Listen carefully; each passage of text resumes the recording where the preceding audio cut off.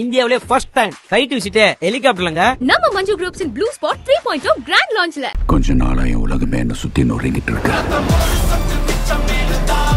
சன்லேண்ட்ல சமைச்சா சக்தி தானா வரும். இவ்வளவு நாள் அது யாருக்கானதாக இருந்துச்சு? இவ்வளவு நாள் அங்கே ஏதாவது பிரச்சனை வந்துச்சா? ஒரு கோயில் இருக்கிற இடத்துல போய் ஒரு இஸ்லாமியர் போய் திடீர்னு தகராறு பண்றாருன்னா அது தப்பு. அல்லது ஒரு பள்ளிவாசல் இருக்கிற இடத்துல போய் இவங்க தகராறு பண்ணாலும் தப்பு. இத்தனை நாள் அந்த பிரச்சனை அங்கே இல்லவே இல்லையே. இரண்டு தரப்பும் சொல்றாங்க நாங்க ஒற்றுமையா இருக்கோங்க, வெளியூர்ல இருந்து வந்து இங்க அரசியல் பண்ணி இந்த பிரச்சனை ஆக்குறாங்க அரசியல்வாதிகள்ங்கிறாங்க. உங்களுக்கு இப்ப என்ன பிரச்சனை? அதுல அது பல நூறு ஆண்டுகளாக என்ன இருக்குது? இப்ப திடீர்னு இதை பிரச்சனை ஆக்குறது யார்? அரசியல் ஆக்குவது யார் அப்படிங்கிற கேள்வி இருக்குல்ல. அதுல யாருக்கு ஆதாயம் இருக்கு?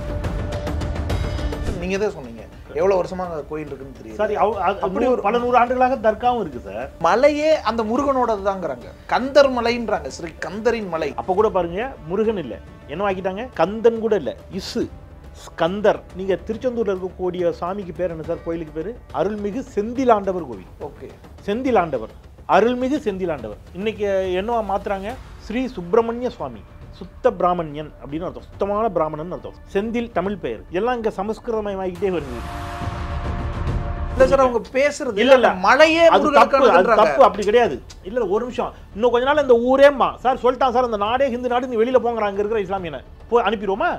என்ன பிரச்சனை உங்களுக்கு? அந்த ஊர்ல இருக்கவன் எவனா சொன்னானா? என்னன்னு கேக்குறேன், எனக்கு புரியவே இல்லை. என்ன பிரச்சனை உங்களுக்கு? அங்க அந்த தர்கா அங்க இருக்குது, அதனால நாட்டுல மழை பெய்யல, அல்லது நாட்டுல வந்து ஹிந்து பிள்ளைங்கள் எல்லாம் வந்து சார் திருப்பி சொல்றேன், நீட்டை கொண்டு வந்து எங்க ஹிந்து பிள்ளைங்க தானே சார் செத்து போச்சு, அதை பத்தி பேசுங்கடானா ஒருத்தன் பேச மாட்டேங்கிறீங்களா சார்?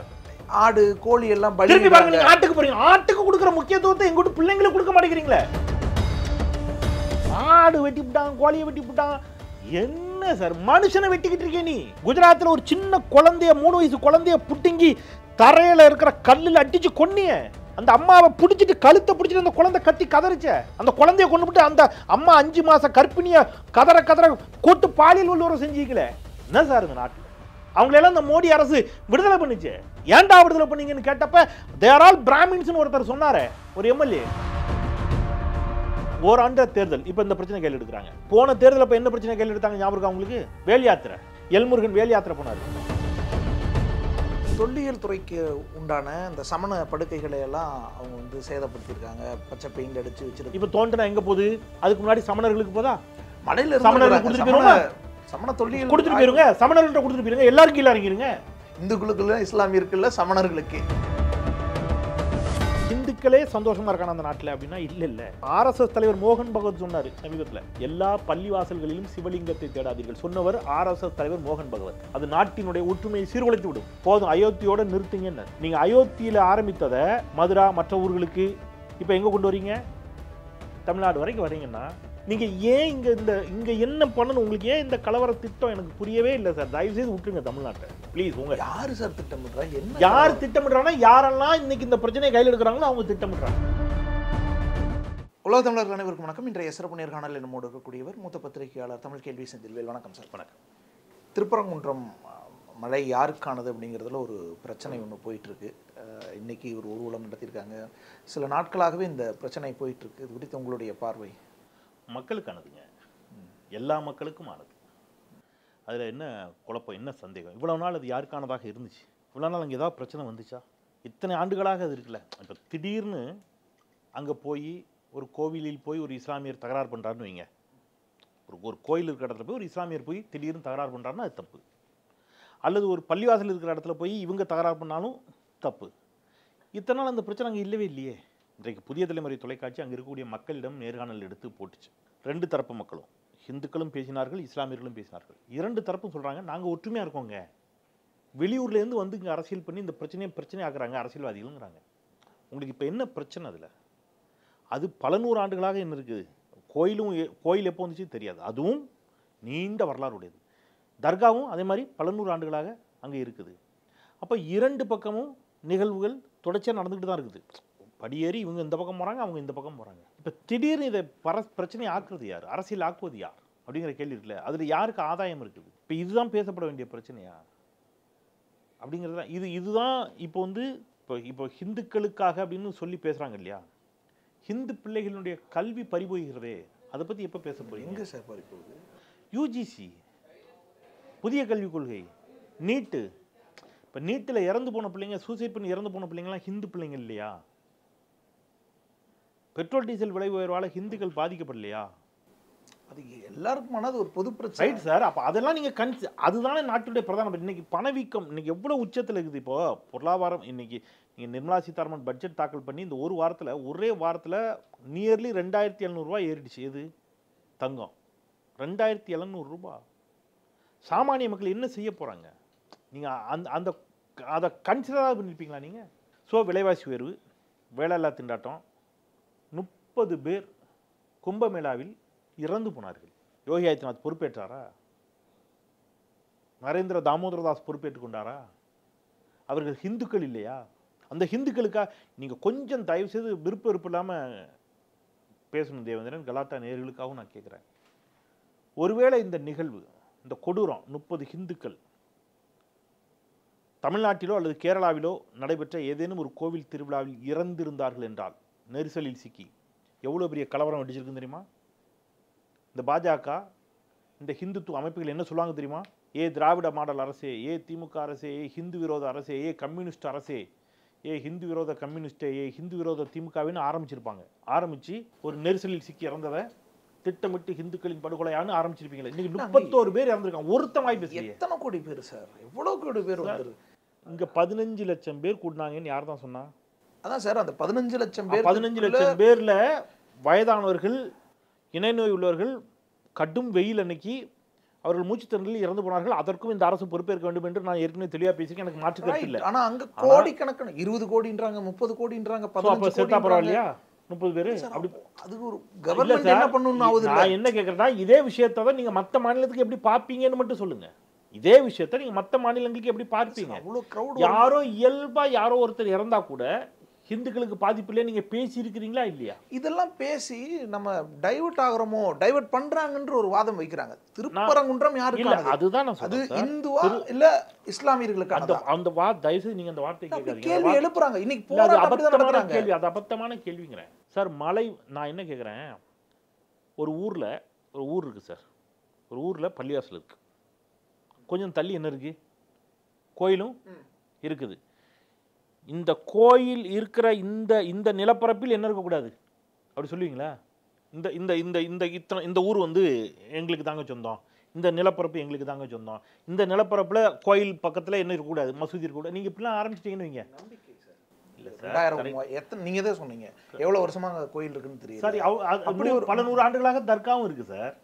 நீங்க அதுதான், அதுவே முரண்படுறாங்க. ஏன் அங்க கேள்வி எழுப்பு? யாருடைய நம்பிக்கை சார்? மக்களுடைய. இஸ்லாமியர்களுக்கு நம்பிக்கை கிடையாதா சார்? இல்ல, ரைட் சார். அறுபடை வீடுன்னு நம்ம எதை சொல்றோம்? எதெல்லாம் சார் அறுபடை வீடுகள்ல? Correct sir. எவ்வளவு முக்கியமான ஒரு கரெக்ட் சார். திருப்பரங்குன்றம் யாருமே திருப்பரங்குன்றத்துல நீங்க முதல்ல ஒரு விஷயத்தை புரிஞ்சுங்க. திருப்பரங்குன்றம் அறுபடை வீடுகள்ல முருகன் கோயில் இருப்பது மலை அடிவாரத்துல தான் சார், மேல இல்ல, மலையில இல்ல. முதல்ல நீங்க புதுசா இன்னொரு கான்ட்ரோவர்சியை கிரியேட் ஆகக்கூடாது. நீங்க கிரியேட் பண்றீங்கன்னு நான் சொல்றேன். மக்களுக்கு கிரியேட் ஆகக்கூடாது. மலையே அந்த முருகனோடது தாங்கிறாங்க. கந்தர் மலைன்றாங்க, ஸ்ரீ கந்தரின் மலை. அதுதான் சார். இது எல்லாமே இப்போ பாருங்க, இப்போ நம்மளே எதை பற்றி பேசியிருக்கணும் இன்னைக்கு பட்ஜெட்டில் தமிழ்நாட்டுக்கு ₹1 நிதி ஒதுக்கலை ஒன்றிய அரசு. இதை பற்றி பேசியிருக்கணும். இப்போ நம்ம எதை பற்றி பேசுகிறோம்? அப்போ கூட பாருங்க, முருகன் இல்லை, என்ன ஆக்கிட்டாங்க? கந்தன் கூட இல்லை, ஸ்கந்தர். நீங்கள் திருச்செந்தூரில் இருக்கக்கூடிய சாமிக்கு பேர் என்ன சார்? கோயிலுக்கு பேர் அருள்மிகு செந்திலாண்டவர் கோவில். ஓகே, அதான் அந்த பேர் தான் எனக்கு. ஓ, திருச்செந்தூரில் காது குத்தி மொட்டை போட்டு எனக்கு பேர் வைத்தார்கள். என் 2 பிள்ளைங்களுக்கு அங்கே தான் மொட்டை போட்டு காது குத்தணும். ரைட். செந்திலாண்டவர், அருள்மிகு செந்திலாண்டவர். இன்னைக்கு என்னவா மாத்துறாங்க? ஸ்ரீ சுப்பிரமணிய சுவாமி, சுத்த பிராமணியன் அப்படின்னு அர்த்தம். சுத்தமான பிராமணன் அர்த்தம். சுப்பிராமணன், சுத்தமான பிராமணன். செந்தில் தமிழ் பெயர். எல்லாம் இங்கே சமஸ்கிருதமயமாகிட்டே வருது. நீங்கள் ஹிந்து மதத்துக்குள்ளேயே இவர்கள் செய்யக்கூடிய ஒரு போக்கு இருக்குல்ல, மேட்டிமைத்தனம் இருக்குல்ல, எவ்வளோ சிக்கலை கொடுக்குது. நான் என்ன சொல்கிறேன், இந்த நாட்டில் காலங்காலமாக ஹிந்துக்கள், இஸ்லாமியர்கள், கிறிஸ்தவர்கள் எல்லோரும் ஒன்று மண்ணா தாய் பிள்ளையாக பழகிட்டு வர்றோம். நான் ஏன் இவ்வளோ நிதானமாக பேசுகிறேன்னா, ஒரு வார்த்தை கூட என்னுடைய வார்த்தை இந்த பிரச்சனைக்கு தீர்வு காணக்கூடியதாக இருக்க வேண்டுமே தவிர பதட்டத்தை ஏற்படுத்தி விடக்கூடாதுங்கிற கான்சியஸில் நான் பேசுகிறேன். சபரிமலை ஐயப்பன் கோயில், ஐயப்பன் கோயிலுக்கு பக்கத்திலே யாருக்கு சன்னதி? நீங்கள் ஐயப்பன் கோயிலுக்கு போயிருக்க வாய்ப்பு இல்லை. 18ஆம் படி கருப்பு வாபர் சன்னதி இருக்கு. ஓகே, நான் போயிருக்கிறேன் ஐயப்பன் கோயிலுக்கு. வாபர் சன்னதியும் ஐயப்பனும், அங்க வாபரும் ஐயப்பனும் யாரு? நண்பர்கள்.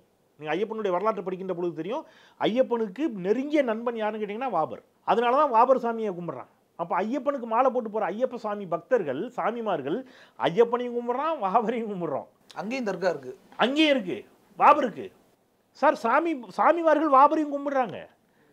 நீங்க சமீபத்தில் நடந்த நிகழ்வு, மரியாதைக்குரிய ஐயா நடிகர் ராஜ்கிரண் அவர்கள் வீட்டுக்கு நாங்கள் ஒரு திருமண பத்திரிகை வைப்பதற்காக, நண்பர் வீட்டுக்கு உள்ள ஒரு திருமணம், அவர் ராஜ்கிரனுக்கு திருமண பத்திரிகை வைக்கணுங்கிறதுக்காக அங்கே போயிருந்தோம். அவர் வீட்டுக்கு போயிட்டு நாங்கள் வெளியில் வர்றோம். வெளியில் வரும்போது லாஹிலாகா இல்லல்லா அப்படின்னு ஒரு இஸ்லாமிய பாடல் ஒலிக்கிறது. வெளியில் தூரத்தில் ஒலிபெருக்கில் ஒலிக்குது. நண்பர் கேட்குறாரு, ஏங்க இந்த பாட்டு எதுவும் ஓடுது, எதுவும் இங்கே எதுவும் பள்ளியாசல் இருக்கா, தர்கா இருக்கான்னு என்கிட்ட கேட்குறாரு. நான் சொன்னேன், இல்லைங்க அது ஐயப்பன் கோயில் பஜனைங்க, சாமிமார்கள் பஜனை. என்ன இப்போ மாறி என்னங்க சொல்கிறீங்கன்னு அவருக்கு ஷாக் ஆகிடுச்சு. நீங்கள் வெயிட் பண்ணுங்கள், அடுத்தது பாருங்கள் ஐயப்ப சாமி பாட்டு வரும் பாருங்க. என்ன சார், பிள்ளையார் பாட்டில் ஆரம்பித்து முருகருக்கு போய் அவங்க வந்து ஐயப்பனுக்கு பாடி, வாபருக்கு பாடி, கடைசி தான் 18ஆம் படி கருப்புக்கு பாட்டு பாடி நிறைவு செய்வாங்க. நீங்கள் சபரிமலை பக்தர்கள் மாலை அணிகின்ற பொழுது லாஹிலாகா இல்லலான்னு என்ன செய்கிறாங்க, பாடுற ஒரு நல்லிணக்கம் மிகுந்த நாடு சார் இது. நீங்கள் ஏன் இங்கே என்ன பண்ணணும், உங்களுக்கு ஏன் இந்த கலவர திட்டம் எனக்கு புரியவே இல்லை சார். தயவுசெய்து விட்டுருங்க தமிழ்நாட்டை ப்ளீஸ். உங்க யாரு சார் திட்டமிடுறாங்க? என்ன யார் திட்டமிடுறாங்கன்னா, யாரெல்லாம் இன்னைக்கு இந்த பிரச்சனையை கையில் எடுக்கிறாங்களோ அவங்க திட்டமிடுறாங்க. என்ன சார் அவங்க சொல்றது? ஏன் உரிமைக்காக? நம்ம இல்ல இல்லைன்னா சார், இந்துக்கள் எல்லா- அபகரிக்கப்படுறாங்க, இல்ல சார், இந்து எல்லாருக்கும் கோவில்கள் அபகரிக்கப்படுதுன்னு தானே சொல்றாங்க. ஒரு நீங்க இன்னமும் பல கோவில்கள் ஒரு நேர விளக்கு போட முடியாம இருக்கக்கூடிய சின்ன சின்ன கிராமங்கள் இருக்கக்கூடிய கோயில்கள் இருக்கு, நிறைய இருக்கு. அதுக்கெல்லாம் இவங்களை போய் செலவு பண்ண சொல்லுங்க, மாட்டாங்க. இன்னும் பல பிள்ளை எத்தனை சார், நான் ஒன்று கேட்குறேன், அனைத்து சாதியினரும் அர்ச்சகரும் தமிழ்நாடு அரசு ஒரு சட்டம் கொண்டு வந்துச்சுல்ல, ரைட், அதுல பயிற்சி பெற்றவன் ஹிந்துவா இல்லையா சார்? இந்துக்கள் தானே. அவனை கோயிலுக்குள்ள விட மாட்டேன்னு சொல்றது யாரு சார்? ஆகம விதி இல்ல சார். அதை கண்டிச்சு நீங்க எத்தனை பேர் சார் போராடினீங்க? அவன் ஹிந்து இல்லையா? ஆகமத்தில் அப்படி எங்க சார் எழுதி வச்சிருக்கு? எந்த ஆகமத்தில் சார்? ஆகம அறிஞர் சத்தியவேல் முருகனார் சேலஞ்ச் பண்ணிட்டார் சார். எந்த ஆகமத்தில் அப்படி எழுதி வச்சிருக்குது? தேவேந்திரனும் செந்தில்வேலும் நினைச்சாலும் கோயிலுக்குள்ள போய் பூஜை பண்ணக்கூடாது, கடவுள் அப்படி சொல்லுவாரா? அதுக்குன்னு கோயில் இருக்கு சார். ஒவ்வொரு கோயிலுக்கும் ஒவ்வொரு டிஸ்கிரிமினேஷன் சார். ஓகே இது பழைய மாதிரிலாம் இருக்கு. நீங்கள்லாம் சாப்பிட்றதுக்கு அந்த ஹோட்டல், நீங்கள்லாம் சாப்பிட்றது உட்கார்றதுக்கு அந்த இடம், நீங்கள்லாம் போறதுக்கு அந்த இடம், இந்த மாதிரிலாம் இருக்கு. சாமிக்குள்ளேயே டிஸ்கிரிமினேஷனா சார்? அப்படியே விட்டுருவோம். புருஷன் சேர்த்தானா எல்லாரும் பொண்டாட்டியும் தூக்கி செதியில் ஏற்றுங்க. செதையில் ப்ராக்டிஸ் தானே. யார் தயாரா எல்லாரும்? வீட்டில் கணவன் செத்து போயிட்டான்னா உங்கள் வீட்டில் இருக்கக்கூடிய யார் வீட்லையெல்லாம் இந்த ப்ராக்டிஸை நம்புகிறீர்களோ, வெள்ளச்சேலை கட்டி உங்கள் அக்கா தங்கைகளையோ உங்கள் தாயாரையோ உங்கள் பாட்டியோ திருப்பி அது மாதிரி மூலையில் உட்காந்து வைக்க தயாரா? காலங்காலமாக ப்ராக்டிஸ் தானே. எல்லாம் மாறுறீங்க உங்கள் வசதிக்கு ஏற்ற மாதிரி. பார்ப்பனர்கள் விமானம் ஏறி வெளிநாட்டுக்கே போகக்கூடாது, சாஸ்திரம். போகாமல் இருக்கிறீங்களா யாராவது? என்ன சார் சாஸ்திரத்தை உங்கள் வசதிக்கு ஏற்ற மாதிரி எல்லா சாஸ்திரமும் மாறுகிறது இல்லை சார். எது சார் சாஸ்திரம்? எது சார் நம்பிக்கை? மனுஷன் சந்தோஷமா இருக்கணும் சார், மனிதன் நிம்மதியாக இருக்கணும், ஒற்றுமையாக இருக்கணும், சண்டை போடாமல் இருக்கணும். கடவுள் அதான சார் விரும்புவாரு. இந்துக்களின் அடையாளங்கள் இந்து கோவில்கள் தான் உங்களுக்கு சார். எது இந்து கோயில் திருப்பி தேவேந்திரன் நீங்க தயவு செய்து தயவு செய்து இல்ல நீங்க சொல்றது இல்ல தேவேந்திரன், நீங்க சொல்றது எப்படி தெரியுமா இருக்கு? இந்து கோயிலுக்குள்ள போய் ஏதோ தர்கா வச்ச மாதிரியே பேசிட்டீங்க. அந்த பிரச்சனை முதல்ல தயவு செய்து அவங்க பேசுறது இல்ல மலையே தப்பு அப்படி கிடையாது. இல்ல ஒரு நிமிஷம், இன்னும் கொஞ்ச நாள் இந்த ஊரேம்மா சார் சொல்லிட்டான் சார், அந்த நாடே ஹிந்து நாடு, நீ வெளியில போங்க, அங்க இருக்கிற இஸ்லாமியனை போய் அனுப்பிடுவோமா? என்ன பிரச்சனை உங்களுக்கு? அந்த ஊர்ல இருக்கவன் எவனா சொன்னானா? என்னன்னு கேட்குறேன், எனக்கு புரியவே இல்லை. என்ன பிரச்சனை உங்களுக்கு? அங்கே அந்த தர்கா அங்கே இருக்குது, அதனால நாட்டில் மழை பெய்யல, அல்லது நாட்டில் வந்து ஹிந்து பிள்ளைங்கள்லாம் வந்து இப்போ சார் திருப்பி சொல்கிறேன், நீட்டை கொண்டு வந்து எங்கள் ஹிந்து பிள்ளைங்க தானே சார் செத்து போச்சு, அதை பற்றி பேசுங்கடானா ஒருத்தன் பேச மாட்டேங்கிறீங்களா சார்? ஆடு கோழி எல்லாம் திருப்பி பாருங்க, நீங்க ஆட்டுக்கு போறீங்க, ஆட்டுக்கு கொடுக்குற முக்கியத்துவத்தை எங்கூட்டு பிள்ளைங்களுக்கு கொடுக்க மாட்டேங்கிறீங்களே. நீட்டுனால எங்கூட்டு பிள்ளைங்க செத்துச்சா இல்லையா சார்? அது ஹிந்து பிள்ளைங்களா இல்லையா சார்? அதை பற்றி எப்போ கவலைப்பட போறீங்க? அதை பற்றி பேசுறதுக்கு யாரும் தயாரா இல்லை. ஆடு வெட்டி விட்டான், கோழியை வெட்டி விட்டான், என்ன சார் மனுஷனை வெட்டிக்கிட்டு இருக்கே நீ? குஜராத்தில் ஒரு சின்ன குழந்தைய 3 வயசு குழந்தைய புட்டிங்கி தரையில் இருக்கிற கல்லில் அடிச்சு கொன்னிய, அந்த அம்மாவை பிடிச்சிட்டு கழுத்தை பிடிச்சிட்டு அந்த குழந்தை கத்தி கதறிச்ச, அந்த குழந்தைய கொண்டு விட்டு அந்த அம்மா 5 மாச கர்ப்பிணிய கதற கூட்டு பாலியல் உள்ளவரை செஞ்சீங்களே. என்ன சார் இந்த நாட்டில் நடக்கு? அவங்களெல்லாம் இந்த மோடி அரசு விடுதலை பண்ணிச்சு. ஏன்டா விடுதலை பண்ணீங்கன்னு கேட்டப்ப தேர் ஆல் பிராமின்ஸ் ஒருத்தர் சொன்னாரே, ஒரு எம்எல்ஏ. என்ன சார் இந்த நாட்டில் பசுமாட்டுக்கு இருக்கக்கூடிய மதிப்பு மரியாதை இந்த நாட்டில் வாழக்கூடிய மனுஷனுக்கு இல்லைன்னா என்ன சார் நடக்குது? என்ன நடக்குது? நான் திருப்பி திருப்பி கேட்குறேன். சமூக நல்லிணக்கத்தை பண்ணும். நீங்கள் கலவரத்தை ஏற்படுத்துவது எளிது, ரொம்ப ஈஸியாக நீங்கள் சண்டையை மூட்டி விட்டுறலாம். திருப்பி தணிக்கிறது கஷ்டங்க.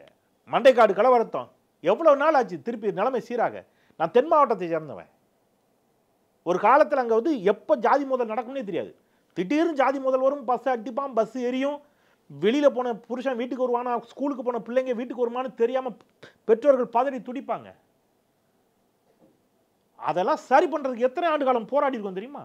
மண்டைக்காடு கலவரத்தோ திருப்பி நிலைமை சரி சார். கோயம்புத்தூர் எவ்வளோ நாள் கழிச்சு இயல்பு நிலையை கொண்டு எத்தனை இப்பவும் ஏதாவது சின்ன வேணா ஒரு பதட்டம் ஆகுது. ஐயோ அப்படின்னு ஒரு விஷயத்தை ஏற்படுத்துறது எளிது, அதை தணிக்கிறது கஷ்டம். வேண்டாம். நான் என்ன சொல்கிறேன், அரசியல்வாதிகள் எல்லாரும் இதுலேருந்து வெளியில் வாங்க, எல்லாம் வெளியில் வா. வேண்டாம், உனக்கு அங்கே என்ன வேலை? வெளியில் வா. இந்த பக்கம் இருக்கக்கூடிய ஆதீனங்கள், மத நல்லிணக்கத்தை விரும்பக்கூடிய ஆதீனங்கள், குன்றக்குடி அடிகளார் போய் தான் நிற்பாட்டினார் எதை? மண்டைக்காடு கலவரத்தை. முழுக்க புலால் உணவை தன் வாழ்நாளில் தொட்டு கூட பார்க்காத ஒரு சைவ ஆதீன மடாதிபதி தன் கைகளில் மீன்களை ஏந்தி ஏலம் விட்டார், நம்பிக்கை ஏற்படுத்துவதற்கு. அந்த மாதிரி மத நல்லிணக்கத்தை விரும்பக்கூடிய ஆதீனங்கள், மடாதிபதிகள், ஆன்மீக பெரியவர்கள், அந்த பக்கம் ஆலிம்கள், மார்க்க அறிஞர்கள், இஸ்லாமிய மார்க்க அறிஞர்கள், முன்னாள் நீதிபதிகள், ஓய்வு பெற்ற நீதிபதிகள், மூத்த ஊடகவியலாளர்கள், அந்த உள்ளூரில் இருக்கக்கூடிய மட்டும் வெளியில் இருக்கலாம் வெள்ள ஓடிடு அரசியல் பண்ணுறதுக்கு, உள்ளூரில் இருக்கக்கூடிய வியாபார பெருங்குடி மக்கள், வியாபார சங்க நிர்வாகிகள், இந்த மாதிரி எல்லாரையும் சேர்த்து கூட்டி பேசி ஒரு மத நல்லிணக்க குழுவை போடுங்க. அவங்கக்கிட்ட கேளுங்க என்ன சொல்கிறாங்கன்னு. அப்படி ஒரு குழுவை அமைத்து, ஒரு மத நல்லிணக்க குழுவை அமைத்து தீர்வு காணுங்க பிரச்சனைக்கு. அதை விட்டுட்டு இது வந்து சும்மா ஏதாவது உங்களுக்கு ஞாபகம் இருக்குதா? ஓராண்ட தேர்தல் இப்போ இந்த பிரச்சனை கையில் எடுக்கிறாங்க. போன தேர்தல் அப்போ என்ன பிரச்சனை கையில் எடுத்தாங்க ஞாபகம் இருக்கா உங்களுக்கு? வேல் யாத்திரை. எல்முருகன் வேல் யாத்திரை போனார். ஒரு யூடியூப்பில் கந்த சஷ்டி கவசத்தை பற்றி ஒரு வீடியோ போட்டாங்க. அந்த வீடியோவில் எனக்கு ஒரு விழுக்காடு கூட உடன்பாடு கிடையாது. நான் திருப்பி சொல்கிறேன், என் கருத்தை சொல்கிறேன். அந்த கந்த சஷ்டி கவசத்தை பற்றி அந்த யூடியூபில் பேசிய கருத்துக்களை நான் முற்றிலும் முரண்படுகிறேன். ஒரு விழுக்காடு கூட எனக்கு அதில் சம்மந்தம் இல்லை. ஆனால் நீங்கள் அந்த யூடியூப்பை கண்டீங்க, ஏதாவது சட்ட ரீதியான நடவடிக்கை எடுக்கலாம், தப்பு இல்லை. ஆனால் நீங்கள் என்ன பண்ணீங்க? மொத்த வீடியோக்களையும் அழிச்சிங்க, கைது பண்ணீங்க. அன்றைக்கி இருந்த எடப்பாடி பழனிசாமி அரசு. இது எல்லாத்தையும் தாண்டி இந்த பிரச்சனை காரணம் திமுக. நீங்கள் திமுக அந்த யூடியூபுக்கு என்ன சம்பந்தம்? திமுக சார், ஆளுங்கட்சி அதிமுக. நீங்கள் யாரை எடுத்து பேரணி போனீங்க? அப்போ நீங்கள் இங்கே என்னெல்லாம் பண்ணுறீங்கன்னு உங்களுக்கு புரியுதா? உங்களுக்கு ஞாபகம் இருக்குதா தேவேந்திரன்? ஒரு மாணவி தஞ்சாவூர் பக்கத்தில் தன்னைத்தானே மாய்த்து கொள்கிறாள். அவள் சாகலை, அவள் காப்பாற்றப்படணும்னு எல்லாரும் துடிச்சுக்கிட்டு இருக்கிற நேரத்தில் ஒருத்தன் போய் அந்த சாக கிடக்கிற பிள்ளைகிட்ட வீடியோ ரெக்கார்ட் பண்ணுறான். உண்மையை சொல்லு, என்ன சொன்னாங்க? உன்னை மதம் மாற்ற முயற்சி பண்ணாங்களா? அதனால தானே உன்னை புட்டு வைக்கக்கூடாதுன்னு சொன்னாங்களா? இப்படிலாம் கேட்குறான்.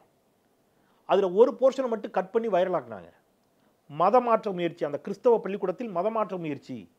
எனவே அந்த குழந்தை வந்து, அந்த மாணவி வந்து தற்கொலைக்கு முயன்று விட்டாள்னு சொன்னாங்க. ஆனால் அதன் பிறகு அதனுடைய முழு வீடியோ வந்தபோது அந்த குழந்தை சொல்லுது, அப்படிலாம் எதுவும் நடக்கலை, அது ஃபேமிலி பிரச்சனை, அவங்க சித்திக்கும் அந்த குழந்தைக்கும் பிரச்சனை. மைக்கேல் பட்டி விவகாரம் சொல்கிறாங்க இல்லை? நீங்கள் எப்படி மடைமாற்ற முயற்சி பண்ணீங்க?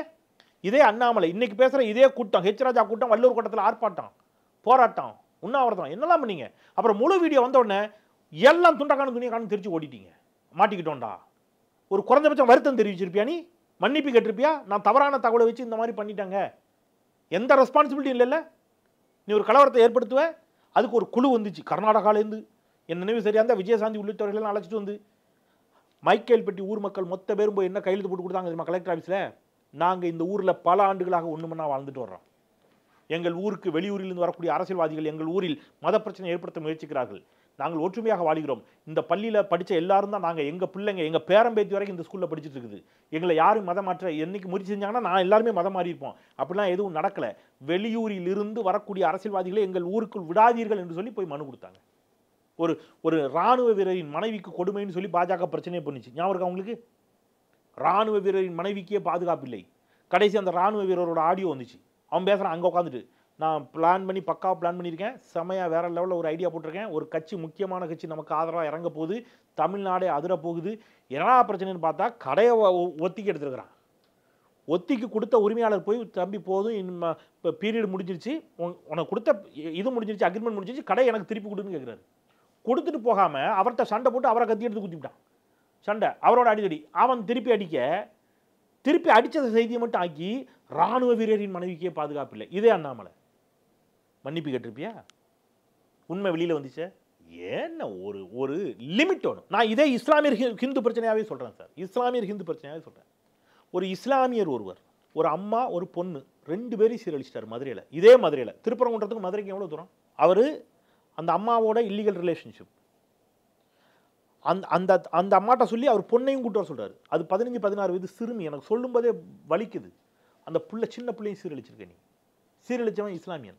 சீரழிக்கப்பட்ட பிள்ளைங்க ஹிந்து பிள்ளைங்க. இஸ்லாமியன்னு சொல்லி போய் சண்டை போடணும்ல. ஏய் இஸ்லாமியனே, உன்னால் பார், ஹிந்து பெண்கள் பாதிக்கப்பட்டு விட்டார்கள். பாஜக சத்தமே போடல. ஏன் தெரியுமா? அவன் இஸ்லாமியனாக இருந்தாலும் அவன் பாஜகவில் பொறுப்பில் இருக்கான். அவன் பாஜகவில் நிர்வாகி. அப்போ பாஜக நிர்வாகியாக இருந்தால் இஸ்லாமியனாக இருந்தாலும் பரவாயில்ல, பாதிக்கப்பட்டது ஹிந்து பெண்ணாக இருந்தாலும் பரவாயில்ல. என்னடா அவங்க நியாயம்? என்ன நியாயம் இது? அதனால் இதெல்லாம் அபத்தத்தோட உச்சம். ஆனால் மேலே சார் தொல்லியல் துறைக்கு உண்டான இந்த சமண படுக்கைகளை எல்லாம் அவங்க சேதப்படுத்தியிருக்காங்க, பச்சை பெயிண்ட் அடித்து வச்சுருக்காங்க. யார்? சமணர்களுக்கும் சைவர்களுக்கும் சண்டை நடந்தது எப்போ? அப்போ அதை இப்போ திருப்பி வாங்க. இப்போ வந்துட்டிங்களா? இப்போ தோன்றினா எங்கே போகுது? அதுக்கு முன்னாடி சமணர்களுக்கு போதா? மலையில் சமணர்கள் கொடுத்துட்டு போயிருங்க. சமண தொல்லியல் கொடுத்துட்டு போயிருங்க. சமணர்கள்ட்ட கொடுத்துட்டு போயிருங்க. எல்லாருக்கும் கீழே இறங்கிருங்க. இந்துக்களுக்குள்ள இஸ்லாமியருக்குள்ள சமணர்களுக்கு அப்படி போவோமான்னு கேட்குறேன். சரி, சமணர்கள் வருவதற்கு முன்பாக அது என்னவா இருந்திருக்கும்? சாதாரண மலையாக இருந்திருக்கும். அப்படியே விட்டு வந்துருங்க. ஒருத்தருக்கு வேண்டாம்னு சொல்லிடுறீங்களா? எப்போ ஒருக்க தானே சார் போய் எல்லாரும் கோயில் கட்டிக்க முடியும். எப்போ ஒருக்க போய் ஒருத்தர் கோயில் கட்டியிருக்காரு. அதுக்கப்புறம் எப்போ ஒருத்தர் போய் என்ன செஞ்சிருப்பாரு? ஒரு தர்கா கட்டியிருப்பார். அதுக்கு இந்த 2க்கு முன்னாடி சமணர்கள் அங்கே வாழ்ந்திருப்பார்கள். அதுக்கு முன்னாடி அது சும்மா தான் இருந்திருக்கும். அப்போ நீங்கள் இப்படி போனால் இல்லை, அது தீர்வை தராது சார். ஆர்எஸ்எஸ், எனக்கு ஆச்சரியம், ஆர்எஸ்எஸ் தலைவர் மோகன் பகவத் சொன்னார் சமீபத்தில், எல்லா பள்ளிவாசல்களிலும் சிவலிங்கத்தை தேடாதீர்கள் சொன்னவர் ஆர்எஸ்எஸ் தலைவர் மோகன் பகவத். அது நாட்டினுடைய ஒற்றுமையை சீர்குலைத்து விடும். போதும், அயோத்தியோட நிறுத்துங்கன்னார். நீங்கள் அயோத்தியில் ஆரம்பித்ததை மதுரா மற்ற ஊர்களுக்கு இப்போ எங்கே கொண்டு வரீங்க? தமிழ்நாடு வரைக்கும் வரீங்கன்னா நாளைக்கு இப்போ ஒன்றுனா வருவாங்க. இங்கே ஒன்று இருந்துச்சு, அதில் ஒரு கோயில் இருந்துச்சு. இதே மாதிரி இவங்க அந்த பக்கத்துலேருந்து ஆரம்பிச்சாங்க. அந்த பக்கத்தில் இயேசு கிறிஸ்துவோட இது இருந்துச்சு, இந்த பக்கத்தில் நபிகள் நாயகத்தோட இது இருந்துச்சு. இப்படி ஆளாளுக்கு ஒன்று சொல்லி எல்லாரும் சண்டை போட ஆரம்பித்தா என்ன நாடு என்ன ஆகும் இல்லையா? நீங்கள் யோசிச்சு பாருங்கள். இல்லை, இது வேண்டாம். யாரும் அப்படிலாம் பண்ணலை. சரி, இப்போ நீங்கள் இப்படி ஒரே ஒரு கேள்விக்கு மட்டும் படிச்சுருங்க. பல 100 ஆண்டுகளாக இது இருக்குல்ல, அங்கே என்றைக்காவது ஒரு மத சண்டை கலவரம் நீங்கள் பார்த்துருக்கீங்களா? ஏதாவது வந்திருக்கான்னு நீங்கள் சொல்லுங்கள். இப்படி ஒரு பிரச்சனை இருக்கிறதே இப்போ தானே சார் தெரியுது. அப்போ அவன் ஒன்றா தான் இருக்கான். உங்களுக்கு புரியுதா? ஆனால் அந்த கோழி ஆடு பலியிட போகும்போது அதை தடுக்க அப்படி தானே பிரச்சனை சார். அதையுமே அவங்க ஒன்று உங்களுக்கு புரியுமா? நான் இப்படி சொல்கிறேன், நீங்கள் முதல்ல அந்த பிரச்சனை தெளிவாக புரிஞ்சுங்க. தர்கா வழிபாட்டில் பல இஸ்லாமியர்களுக்கு உடன்பாடு கிடையாது. அது உங்களுக்கு தெரியுமா? இஸ்லாமியர்களே ஒரு பிரிவு என்ன செய்யறாங்க? அதை எதிர்க்கிறாங்க. தர்கா வழிபாடு கூடாது அப்படிங்கிற எந்த அடையாளமே கூடாது. ஆனா அப்படி சொல்றவங்க கூட இஸ்லாமியர் என்ற அடிப்படையில் அவன் பக்கத்துல போய் நிக்கல. எப்ப அவன் நம்பிக்கை அது, அவனோடு உரையாடி, இல்லப்பா இஸ்லாத்துல தர்கா வழிபாடு கிடையாது, ஏக இறைவன் தான் சொல்லி புரிய வச்சு அவன் புரிஞ்சு வெளியில வரலாமே தவிர அவன்கிட்ட போய் நீ அதெல்லாம் கிடையாதுன்னு சொல்லி அவன்கிட்ட நீ நினைச்ச கூடாது, சண்டை இழுத்து கலவரத்தை போட்டு நிறுத்தக்கூடாதுங்கிறது தான் இவருடைய பார்வை. யாரு? இஸ்லாமியருடைய பார்வையும். அப்போ இஸ்லாமியர்களுக்குள்ளேயே நீங்கள் நாகூர் தர்கா போங்க. நான் நடந்த நிகழ்வு சொல்கிறேன். நான் என்னுடைய இன்னொரு நண்பர், அவர் பேர் சொல்ல வரும்ல, அவர் ஹிந்து நண்பர், அவர் ஒரு இஸ்லாமிய நண்பர், 2 இஸ்லாமிய நண்பர்கள், நான் என்னோட ஒரு ஹிந்து நண்பர், இன்னொருத்தர் ஹிந்து தான், அவருக்கு கடவுள் நம்பிக்கை கிடையாது. ரைட், இப்படி 5 பேரும் போகிறோம் எங்கள் நாகூர் தர்காவுக்கு. இதில் தர்கா வழிபாட்டில் எங்களுக்கு நம்பிக்கை கிடையாது, நாங்கள் உள்ளே வர மாட்டோம்னு 2 இஸ்லாமிய நண்பர்களும் வெளியில் நின்ட்டாங்க. ஓகே, இஸ்லாமியர்கள் தான், ஆனால் எங்கே வரல? தர்காவுக்குள்ளே வரல. என் கூட வந்த ஹிந்து நண்பர், அவருக்கு அந்த நாகூர் தர்காவின் மீது ஒரு பெரும் நம்பிக்கை உண்டு, நாகூர் ஆண்டவரின் மீது. இல்லை, நான் உள்ளே போய் வழிபாடு செய்யணுங்கிறார். சரி, அப்போ நீங்கள் போயிட்டு வாங்க அப்படின்னா வந்த இன்னொரு நண்பருக்கு கடவுள் நம்பிக்கை கிடையாது. அவர் சொல்கிறார், நான் வெளியில் டீ கடையில் அந்த ஊரில் டீயும் வேறு ஒரு இதுவும் ஃபேமஸ், கடல் உணவுன்னு, நான் அதை சாப்பிட்றேன், நீங்கள் செந்தியில் கூப்பிட்டு போங்கிறார். அவர் என்னைய கூப்பிட்றாரு, எனக்கு ஒன்றும் பிரச்சனை, நீங்கள் போகிறீங்க, நான் உங்கள் துணைக்கு வரேன், நான் கூட போகிறேன். இப்போ அவர் வழிபாடு நடத்துறாரு, அவர் உள்ளே உட்காந்து வழிபாடு நடத்துறாரு. ஆமாம், நான் அவருக்கு துணைக்கு போயிருக்கேன். ரைட், நான் அமைதியாக இருக்கேன், நான் துணைக்கு போயிருக்கேன், அவர் வழிபடுறார். 2 இஸ்லாமியர்கள் வழிபடவும் இல்லை, உள்ளேயும் வரல, அவங்க வெளியில் நிற்கிறாங்க. நல்லா புரிஞ்சுங்க, இஸ்லாமியர் என்பதாலேயே தர்காவுக்குள்ளே ஒருத்தர் வரல. ஹிந்து என்பதாலேயே ஒருத்தர் வழிபடாமலும் இல்லை. இதுதான் சார் தமிழ்நாடு. தர்கா வழிபாட்டை ஏற்காத இஸ்லாமியர்களும் இங்கே இருக்கிறார்கள். பள்ளிவாசலுக்கு போய் பிள்ளையோட போய் நின்று தொழுகை முடித்து வரக்கூடிய இஸ்லாமியர்கள் என் பிள்ளைக்கு சீர் தட்டிட்டு நீங்கள் வந்து ஊதுனீங்கன்னா சரியாகும்னு சொல்லும்போது அந்த குழந்தைய கையில் வச்சுட்டு நிற்கும் போது அந்த இஸ்லாமியர்கள் அந்த குழந்தைக்கு என்ன செய்கிறாங்க, அவங்க வந்து அவர்களுடைய நம்பிக்கையில் இறைவனை வேண்டிட்டு வழிபட்டுட்டு ஹதீஸ் எதையோ ஓதி அவங்க என்ன செய்கிறாங்க, அந்த குழந்தைக்கு ஊதுறாங்க. என் குழந்தைக்கு சரியாயிடுச்சு நம்பக்கூடிய சமூகம் இங்கே இருக்குது. இந்த நம்பிக்கையே நீங்கள் பால்படுத்துறீங்கன்னு நான் கேட்குறேன். அதை செய்யாதீங்க, அது வேண்டாம். இதுதான் நம்மோட தொடர் வேண்டுகோள். என்ன அப்படின்னா, நீங்கள் நான் வந்து ஐயப்பன் கோயிலுக்கு அப்போ நான் என்னோடய ஸ்கூல் டேஸில் சொல்கிறேன், ஸ்கூல் டேஸ்ட்டே நான் வந்து ஐயப்பன் கோயிலுக்கு மாலை போட்டு போயிருக்கிறேன். ஸ்கூல் டேஸில் மாலை போட்டு போகும்போது எனக்கான அந்த ஆடை, கருப்பு ஆடை, அந்த இதெல்லாம் வாங்கி கொடுத்தது என்னுடைய கிறிஸ்தவ நண்பன். நான் தாண்டா அவனை வாங்கி தருவேன், நீ கோயிலுக்கு போகிற வழிச்செலவுக்கு இதை வச்சுக்கோ அப்படின்னு சொல்லி அது ஒரு சந்தோஷத்தில் கொடுக்குறது. யார் கோயிலுக்கு போனாலும் கிராமங்களில் கொடுப்பாங்க, இந்த வச்சுக்கோ கோயிலுக்கு போகும்போது ஒவ்வொருத்தரும் கொடுப்பாங்க. நீங்கள் இப்படித்தான் நம்ம ஊர் இருக்குது, இருக்குது, இனியும் இருக்கணும். அதை நீங்கள் என்ன செய்யக்கூடாது. நீங்கள் எத்தனை கோயிலில் போய் பாருங்களேன், கோயில்களில் இந்த தண்ணீர் தொட்டி உபயம் அப்படின்னு போட்டு இஸ்லாமியர் பேர் இருக்கும். நிறைய கோயில்கள் இருக்குது. எத்தனை கோயில்களுக்கு இஸ்லாமியர்கள் என்ன செஞ்சுருக்கிறாங்க, வந்து இந்த மின் விளக்கு வசதிகளை ஏற்படுத்தி தந்தவர்கள் அப்படின்னு பார்த்தீங்கன்னா இஸ்லாமியர்கள் பேர் இருக்கும். இதெல்லாம் காலங்காலமாக நடந்துக்கிட்டு இருக்குது சார். பள்ளிவாசலுக்கு செஞ்சுருக்கக்கூடிய இந்துக்கள் இருக்கிறாங்க. நீங்கள் ஒன்றும் இல்லை, நீங்கள் நாகப்பட்டினம் போய் இது வேளாங்கண்ணி போய் பாருங்கள். வேளாங்கண்ணி தேவாலயத்துக்கு வரக்கூடியவர்களில் பெருவாரியானவர்கள் யார்? கிறிஸ்தவர்களுக்கு நிகராக யாரும் வராங்க, ஹிந்துக்கள் வராங்க சார். நீங்கள் ஒன்று தெரியுமா, அது வேளாங்கண்ணியே கிடையாது, வேளன்கண்ணின்னு இப்போ இடையில ஆரம்பிச்சானுங்க, தெரியுமா உங்களுக்கு? பிரச்சனை எங்கே வருதுன்னு புரியுதா? வேளாங்கண்ணி இல்லை, அது வேளன்கண்ணி, அது முருகன் கோயிலுன்னு தான். இப்படி நீங்கள் ஆரம்பிச்சிங்கன்னா எங்கே போய் முடியும் இது?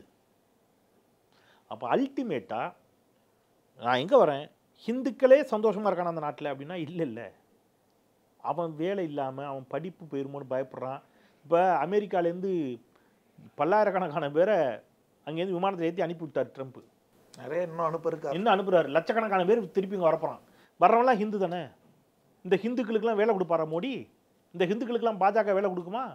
அப்போ நீங்கள் அமெரிக்காவில் போய் வேலை பார்க்குறீங்க, ஐரோப்பிய நாடுகளில் போய் வேலை பார்க்குறீங்க, வேலை பார்த்துட்டு அவனை பாவாடைன்னு திட்ட வேண்டியது. அப்போ உங்களெல்லாம் எதை கலத்திட்டு அடிக்கிறதுன்னு நான் கேட்குறேன். நான் திட்டவங்களை மட்டும் சொல்கிறேன், மத வெறி பிடித்தவர்களை கேட்குறேன். சவுதி அரேபியாலையும் துபாயிலையும் குவைத்திலையும் போய் வேலை பார்க்க வேண்டியது, அவனையெல்லாம் துளுக்கேன்னு திட்ட வேண்டியது. புரியுதா உங்களுக்கு? இங்கே வந்தால் மோடிஜி பக்கோடா வைக்க சொல்கிறாரு, அவரை வாழ்க்கைன்னு சொல்ல வேண்டியது. என்ன கணக்கு எனக்கு?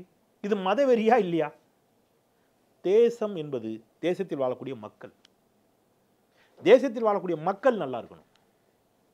தேசபக்தி என்பது கற்பனையில் கட்டுவதல்ல. தேசபக்தி என்பது உள்ளபடியே இந்த தேசத்தினுடைய மக்கள் ஒற்றுமையாக இருப்பது, இந்த மக்கள் வந்து வளர்ச்சி அடைவது. அதை செய்யாமல் இந்த மதக்கலவரங்களில் ஈடுபடுபவர்களை மக்கள் புறக்கணிக்க வேண்டும், புறக்கணிப்பார்கள். நான் தமிழ்நாடு அரசுக்கு அன்போடு வைக்கக்கூடிய கோரிக்கை, உடனடியாக ஒரு நல்லிணக்க குழுவை ஏற்படுத்துங்கள். அதில் எல்லா இந்த இந்த 2 பக்கங்களில் இருக்கக்கூடிய சமயங்களில் இருக்கக்கூடிய சமய பெரியவர்களை ஒன்றிணையுங்கள். நான் பலமுறை சொல்லிக்க உங்ககிட்ட, நாகூர் ஹனீஃபாவும் மதுரை ஆதீனமும் அவ்வளோ நண்பர்கள். நாகூர் ஹனீஃபாவுக்கு உடல்நிலை சரியில்லை என்றவுடன் மதுரை ஆதீனம், இப்போ இருக்கிற ஆதீனத்துக்கு முந்தைய ஆதீனம் கிளம்பி நாகூர் ஹனீஃபா வீட்டில் போய் பார்க்க போகிறார். இவர் போகிறாரு, அவரால் உள்ளே இருந்து நடக்க முடியல, மெதுவாக நடந்து வருகிறார். அந்த காட்சி இணையத்தில் இருக்கு, நீங்கள் பாருங்கள். இருவரும் ஆற தழுவி கொள்வார்கள். என்ன நட்பு சார் அது! அவர் வந்து குர்ஆனை அவ்வளோ அழகாக ஓதுவார். யார்? மதுரை ஆதீனம், பழைய ஆதீனம். இதே மாதிரி இந்த பக்கம் தேவாரம் திருவாசகத்தை மிகச்சிறப்பாக எடுத்து சொல்லி அதில் அர்த்தத்தை சொல்லக்கூடிய என்னுடைய ஏராளமான இஸ்லாமிய நண்பர்கள் இருக்கிறார்கள். அதான் நல்லிணக்கம் சார், அதை கெடுத்துறாதீங்க. தமிழ்நாடு அரசு ஒரு நல்லிணக்க குழுவை ஏற்படுத்த வேண்டும், ஏற்படுத்தி இந்த பிரச்சனைக்கு சுமூக தீர்வு காண வேண்டும். அரசியல்வாதிகள் இதில் அரசியல் செய்ய இடமளிக்கக்கூடாது. மதுரையில் இருக்கக்கூடிய மக்கள், திருப்பரங்குன்றத்தில் இருக்கக்கூடிய மக்கள் உணர்ச்சி வயப்பட்டு இந்த அரசியல்வாதிகளுடைய அரசியலுக்கு நீங்கள் எந்த இடத்துலையும் பலியாகிடாதீங்க. மதுரை அருமையான நகரம், அமைதி தவளக்கூடிய ஒரு நகரம். மதுரையாக இருக்கட்டும், திருச்சியாக இருக்கட்டும். நீங்கள் இதெல்லாம் இப்படி ஒவ்வொரு ஊருக்கும் அடுத்த இவன் போவான், போய் அந்த ஊர் அமைதியை கெடுத்துருவான். வேண்டாம், எச்சரிக்கையோடு இருப்போம் அப்படிங்கிறத என்னுடைய பார்வை.